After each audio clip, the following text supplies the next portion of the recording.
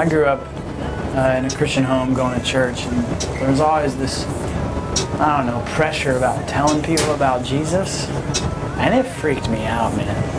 Because when you start talking about Jesus to people, you get a lot of different kinds of reactions, you know?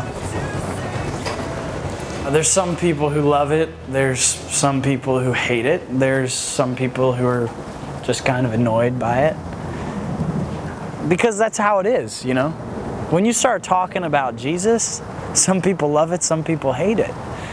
And what we get tempted to do sometimes, we who, who love Jesus, trying to tell people about him, is when we get adverse reactions to him, we go, oh, maybe I need to change that. Maybe I need to change what I'm saying, because somewhere along the line we believe this lie that God needs us.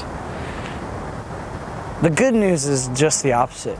God doesn't need us. Acts 17 says God's not served by our hands as if he needed anything.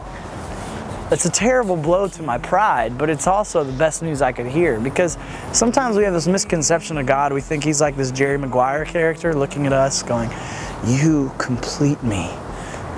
But we don't. He's already complete. He's a community. He's a Trinity. He doesn't need us. And so that kind of frees us up too, because when we start talking this message, we don't think like everyone's salvation is contingent on us. Like if I say the right thing, if I do the right thing, then if I don't, they're not going to get saved. Here's the deal. God's the one who saves people, not us. And so that also gave us great hope for even the most hopeless case. Even, you're looking out at the street and you're thinking, that guy's hopeless. There's no way. You see, I don't believe it's up to them anymore. It's up to God. And so that gives me hope for even the most hopeless case. Look, we got to stop. We got to stop taking the supernatural out of salvation.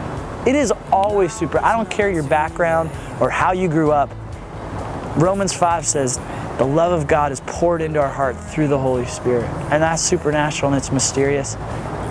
But we get to be a part of it. We get to be a part of just telling people, look, you can't save yourself, but we know someone who can, and he's strong enough to save you.